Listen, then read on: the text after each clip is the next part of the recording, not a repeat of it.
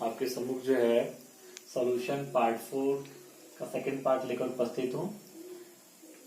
पिछले पार्ट में हमने पढ़ा था आदर्श विलयन, अनादर्श विलयन, स्थिर क्वासी विलयन। आज हम पढ़ेंगे अणुसंख्य गुणधर्म। तो सबसे पहले समझना बहुत आवश्यक है कि अणुसंख्य गुणधर्म क्या होते हैं। विलयन के वो सभी गुण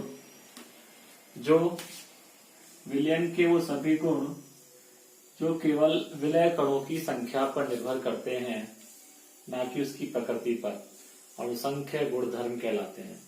और आपके सिलेबस में जो है वो 4 प्रकार के अणुसंख्य गुणधर्म दिए गए हैं। सबसे पहला है वाष्प दाब का अपेक्षिक अवनमन, relative lowering in vapour pressure. दूसरा है क्वथनांक उन्नयन, एलिवेशन इन बॉइलिंग पॉइंट। तीसरा है हिमांक अवनमन, डिप्रेशन इन फ्रीजिंग पॉइंट। और चौथा है परासरण दाब, ऑस्मोटिक प्रेशर। तो उसका सबसे जो पहला पोर्शन है वाष्प दाब का अपेक्षिक अवनमन, आज हम इसके बारे में अध्ययन करेंगे। तो पीछे मैंने आपको राउल्ट्स लॉ में पढ़ाया था कि अगर कोई आप शुद्ध विलायक लेते हैं, मान लीजिए आपने कोई शुद्ध विलायक लिया,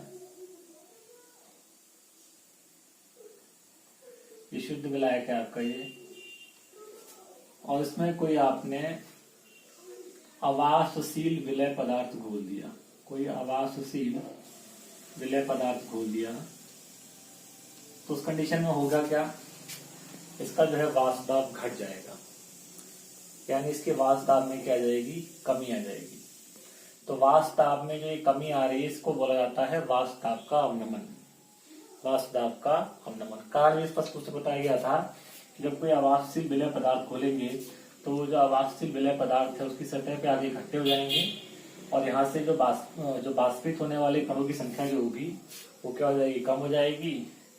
उसके परिणाम स्वरूप वाष्प दाब क्या होगा, घट जाएगा। यानी हम ये कह सकते हैं कि जो विलयन का वाष्प दाब होता है वो शुद्ध विलायक की तुलना में क्या होता है, कम होता है। तो वाष्प दाब में आई इस कमी को ही वाष्प दाब का अवनमन कहा जाता है। अब यहाँ जैसे मान लीजिए कोई शुद्ध विलायक है और उसमें हमने कोई ठोस अवाष्पशील विलय पदार्थ खोल दिया।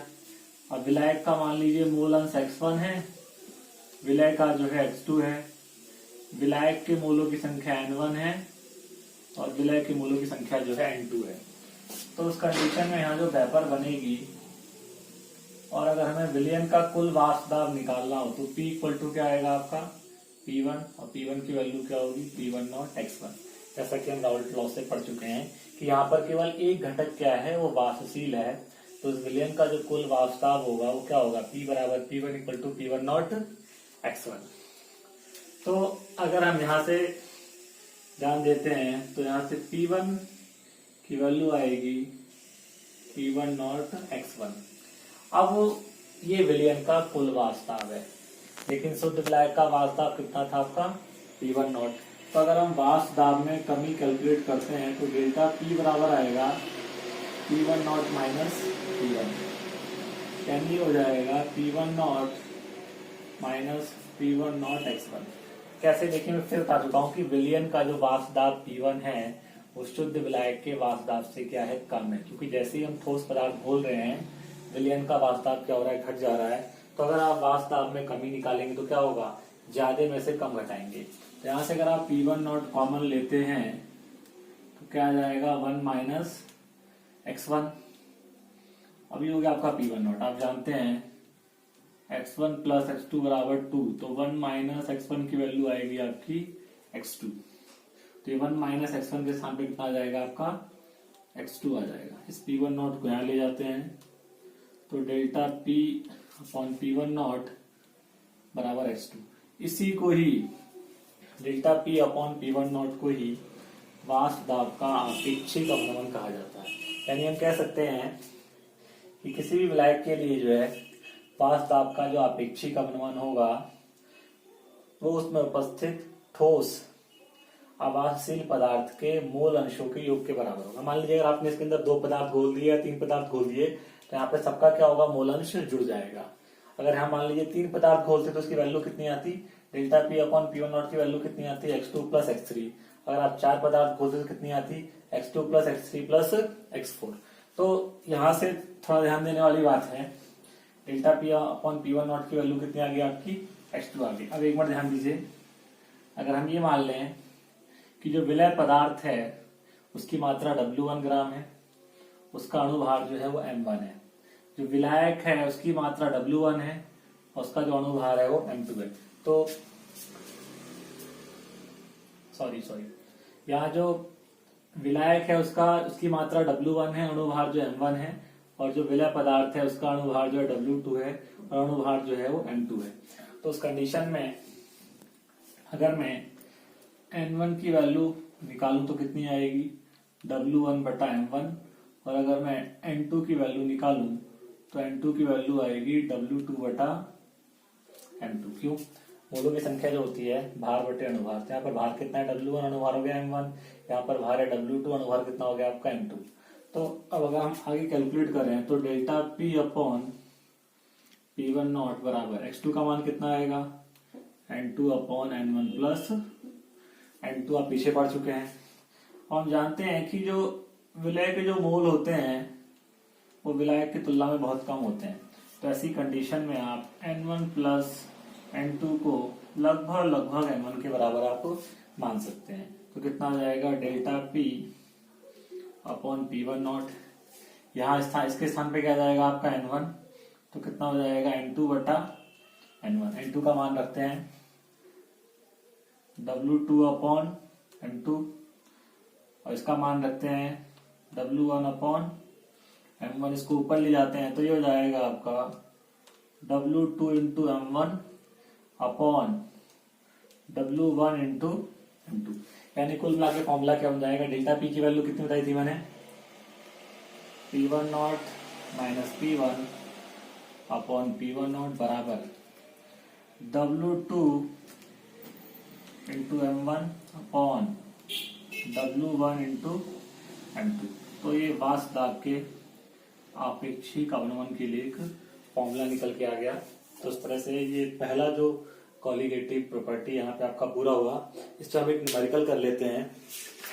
वो न्यूमेरिकल जो है आपकी स्क्रीन पे दिखाई दे रहा होगा, मैं उसे पढ़ देता हूँ, आप ध्यानपूर्वक देखिए। स्क्रीन पे आपकी दिखाई दे रहा है, मैं पढ़ रहा हूँ। किसी ताप पर शुद्ध बेंजीन का वाष्प दाब 0.850 बार है।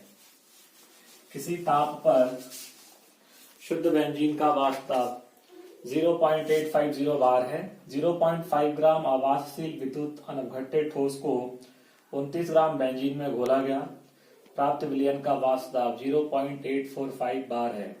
ठोस का मोलर द्रव्यमान ज्ञात कीजिए। तो यहाँ पे आप देख सकते हैं जो शुद्ध बेंजीन है उसका वाष्प दाब है 0.850। तो शुद्ध वाले को दिखाएंगे हम P1 नॉट से, यानी P1 नॉट की वैल्यू है 0.850 बार।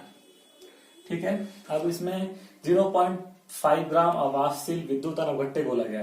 तो 0.5 ग्राम क्या हो गया आपका विलय, और विलय का द्रव्यमान कितना होता था हमने W2, तो 0.5 ग्राम। ठीक है, कितने ग्राम बेंजीन में घोला गया है, यहाँ पर बेंजीन विलायक है तो विलायक के द्रव्यमान को दिखाया था W1 से, वो दिया है आपका 39 ग्राम। अब बाद में जो है वो विलयन का जो वाष्प दाब हो गया है, तो विलयन के वाष्प दाब को हम P1 से दिखाएंगे, वो कितना हो जाएगा 0.845 बार। ध्यान रखिएगा जो वाष्प दाब कम होगा वो P1 होगा, जो ज्यादा होगा वो P1 नॉट होगा। क्यों कि P1 नॉट शुद्ध विलायक के लिए, P1 किसके लिए है, विलयन के लिए है। तो आपको ठोस का मूलर द्रव्यमान निकालना है। ठोस का मूलर द्रव्यमान क्या हो गया, आपको M2 कैलकुलेट करना है। बेंजीन का फॉर्मूला क्या होता है C6H6। तो इसका अणुभार निकालेंगे तो कितना आ जाएगा 12 × 72 और 6 78 ग्राम पर मोल। तो यहां से हम इसको बहुत इजीली सॉल्व कर सकते हैं। हमारे पास फॉर्मूला है P1 not minus P1 upon P1 not बराबर W2 into M1 upon W1 into M2। P1 not की वैल्यू पुट करिए 0.850 और P1 है आपका 0.845, फिर P1 नॉट वही है आपका 0.850। अब W2 कितना है, W2 है आपका 0.5, M1 78 है, W1 कितना है 39, आपको M2 निकालना है। इसे घटाएंगे आप, यहाँ पे आ जाएगा 0.005, यह आ जाएगा 0.850, यहाँ से कट जाएगा ये 2 बार, तो ऊपर आ जाएगा 1, नीचे आ जाएगा M2, पॉइंट से पॉइंट गायब। अभी आ जाएगा 5/850 इक्वल टू 1/M2। M2 की वैल्यू आ जाएगी 850/5 इक्वल टू 170 ग्राम पर मोल, यानी जो हम पदार्थ घोलेंगे उसका अनुभार कितना आएगा, 170 ग्राम पर मोल। तो यहाँ पर आपका पहला जो है ये कॉलीगेटिव प्रॉपर्टी जो है पूरी हुई।